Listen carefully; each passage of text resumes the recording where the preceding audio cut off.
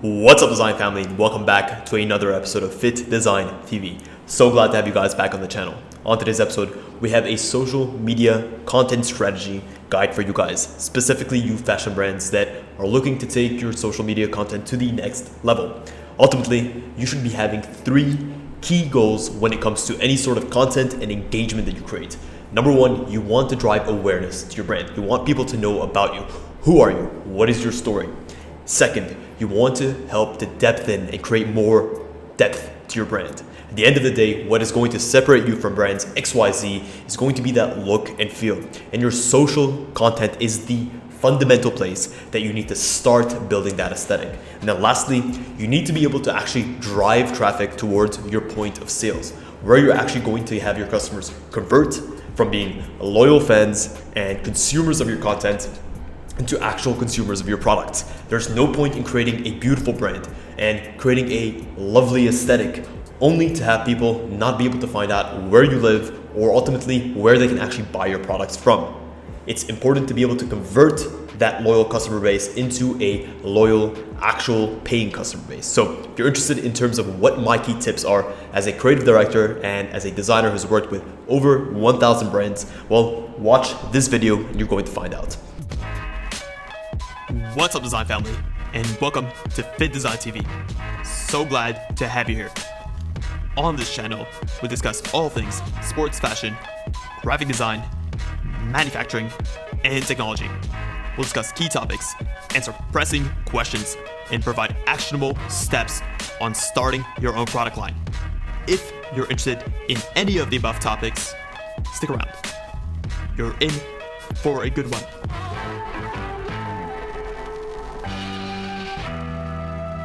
Our core goals with any social media content strategy is 3 key things. Number 1, we want to drive more awareness. Then we want to bring in more traffic, and ultimately we want to have more conversion. So the first fundamental step that you need to decide on is figure out where your customers actually live.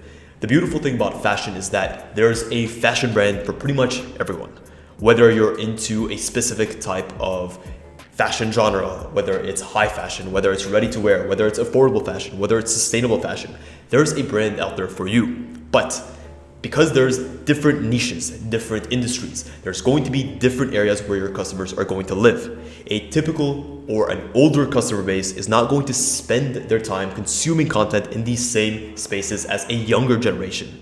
So figure out who your target customer is, have immense clarity over where they live, where they spend most of their time, where they browse, what type of content interests them, right? You need to be specific in terms of writing this stuff out and having a clear idea of my customer base, their likes, their dislikes, their income range, where they're spending most of their time, specifically on social media. Is it TikTok? Is it Instagram? Is it on Facebook? Is it on LinkedIn? Well, having clarity over that is going to direct you towards where you should be spending your time, where you should be spending your efforts, and ultimately how you should be engaging with your audience. Because engaging on Facebook is going to be extremely different than engaging on Twitter.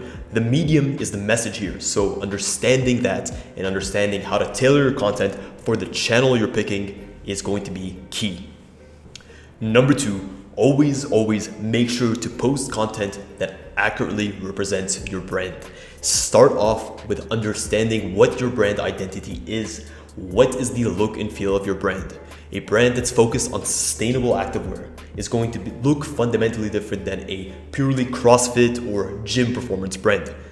That distinction is going to be key because the look and feel and the aesthetic of your posts is going to be heavily dictated by that branding strategy. When it comes to what you should post or how you should post, well, a lot of people get stuck in this. Either I see them try to emulate brands that they look up to, and ultimately their feed just looks like a watered down version of very famous brands' feeds, or they end up not posting at all. So having that clarity is going to be key. At the same time, not all content that you post on your page needs to be original content. You can sort of treat your online profiles as a mood board of sorts. It's very easy to sort of tailor your strategy or your feed with a mix of originally created content and images that represent your brand aesthetic. For it to be on brand, this is where the initial step of understanding your brand look and feel comes into play. Mixing and matching original content with posts that you're finding from other creators, of course, feel free to tag them, feel free to share, and mixing and matching those aesthetics is a great place to start. As you build momentum, as you bring in the resources in-house to actually consistently create content, from there you can begin to only post original content.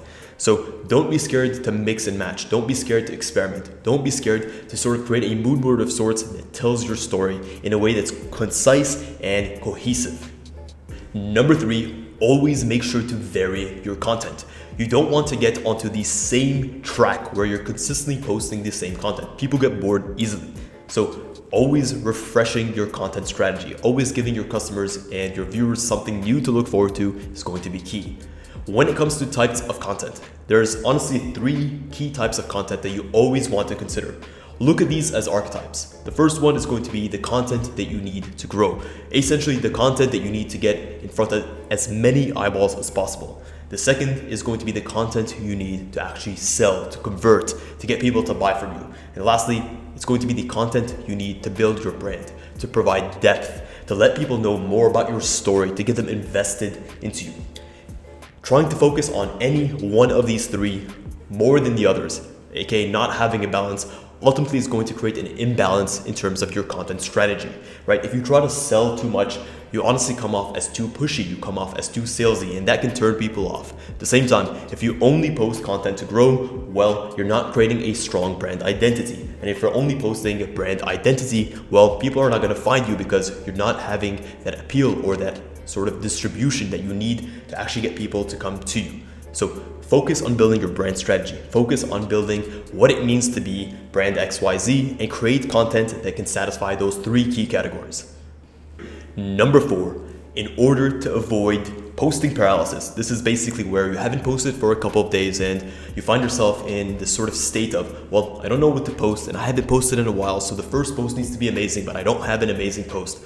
You need to actually schedule your posts ahead of time. And you can do this in a variety of ways. Either you can actually work with an app, something like later.com, which is essentially a dashboard and it'll give you a calendar view and you can actually schedule ahead posts on a ton of different platforms, whether it's Facebook, Instagram, TikTok, Pinterest. You can create your posts ahead of time and scheduling them out. You can even write the captions, you can provide the hashtags, you can make your tags, and when the time is ready to post, it'll ping you on your phone and it'll tell you, hey, your post is ready, do you want to publish it? This is a great way to just get ahead of the curve and actually create a sense of consistency with your posting. You never want to be that brand where you're not posting for a month and then all of a sudden in the same 2 days you're posting 1,000 different posts, right? That inconsistency is just extremely unprofessional. You want to be slow and steady in your approach, but consistency here is going to help you win the race and help you stand the test of time. So consider bringing in an app if you need to, right? If you're on your own, you don't have a social media manager, bring an app to help you schedule your posts out in advance, and that's going to go a long way towards establishing and maintaining consistency. Last but not least, definitely consider creating a social media calendar. So what is a social media calendar? At the beginning of every month, it's very important to plot out what your social content looks for that month. Have specific themes that you want to follow. Have specific sales goals that you want to hit. Have specific campaigns that you want to have. By having a calendar, you're thinking ahead. And also what I love about a calendar is you begin to think holistically. As opposed to thinking per post, you're thinking in a more holistic process, which really allows you to weave together campaigns, which allows you to link together different ideas, which again allows you to create those 3 different archetypes of posts where you're building your brand, you're making your sales, and you're achieving awareness. This is so important. And it's only when you have a calendar that you're able to have that oversight over everything. You're able to see, okay, I have way too many posts where I'm trying to sell. So maybe I should pull back a little bit on this and maybe I should create some more content that is meant to build the brand. At the same time, having a calendar allows you to be seasonal. Whether it's the Christmas season or whether it's the end of year or whether it's any specific time where it would be beneficial for you to post a specific type of content. Well, a calendar is going to allow you to get ahead of the curve and actually create that content ahead of time and post it so you have it when it's ready and you can create a campaign that's robust and actually achieves the goals that you need to. So make sure you're creating a content calendar, get creative, look to other brands for inspiration, but do the work, do the due diligence, and I promise you, this is going to set you ahead of 99% of brands out there. Well guys, that is it. That is a wrap on this episode. That's been my ultimate social media content strategy guide for fashion brands. To recap quickly, there's 5 key things that I need you guys to follow. Number 1 is actually find out where your audience lives, right? If you know where they live, then you know where to distribute your actual content. 2, post content that represents your brand and have a sort of mood board-esque look and feel to your brand if you don't have the content up front. Mix and match with existing types of content that match your brand vision and your brand aesthetic. 3, make sure to vary your content. Hit the 3 key types of content that we mentioned. Content that's meant to sell, content that's meant to bring your brand awareness, and ultimately content that's meant to build the brand.